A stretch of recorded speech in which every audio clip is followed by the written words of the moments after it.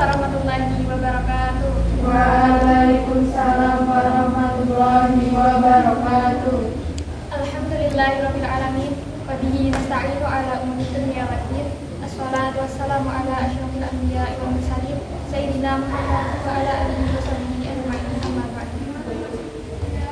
Yang terhormat Bapak Syarif selaku Guru Mata PAI serta teman-teman yang dirahmati Allah Subhanahu wa taala. Marilah kita panjatkan puji syukur kita kehadirat Allah Subhanahu wa taala yang mana terus memberikan rahmat dan hidayahnya kepada kita semua sehingga kita dapat berkumpul dalam majelis ini tanpa halangan suatu apapun.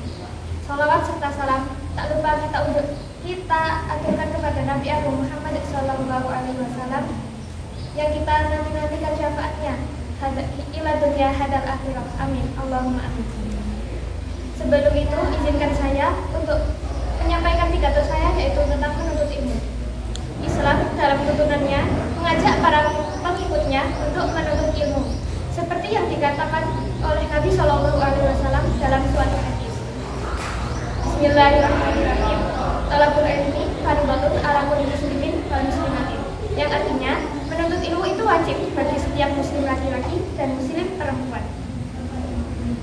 Maka dari itu setelah kita mengetahui hadis tersebut, kita tidak boleh mencari alasan untuk tidak menuntut ilmu, baik itu ilmu agama maupun ilmu pendidikan.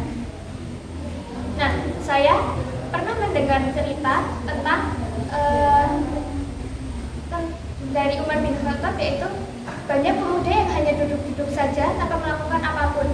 Nah, maka dari itu Umar bin Khattab marah ketika melihat tersebut. Jadi Umar bin Khattab menegur para pemuda tersebut agar tidak duduk-duduk saja tanpa melakukan hal apapun.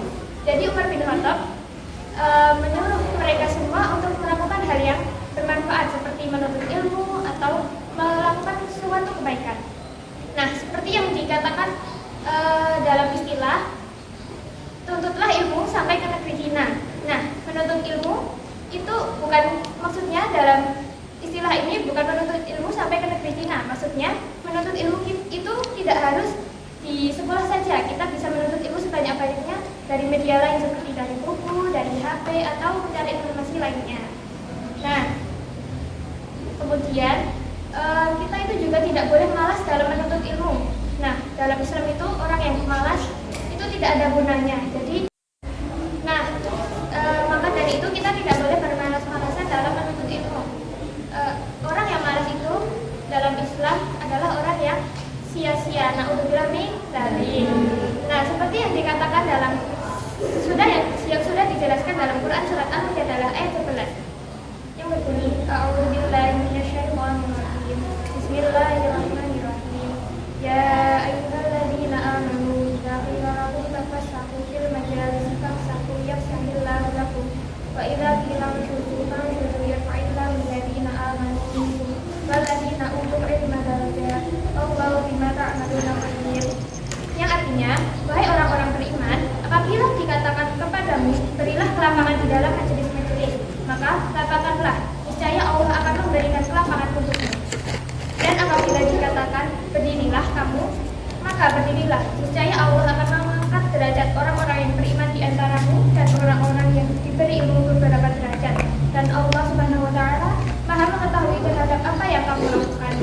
Untuk itu, marilah kita belajar menuntut ilmu sebanyak-banyak yang kita bisa tanpa merasa malas maupun merasa bosan. Baik, itu saja yang dapat saya sampaikan.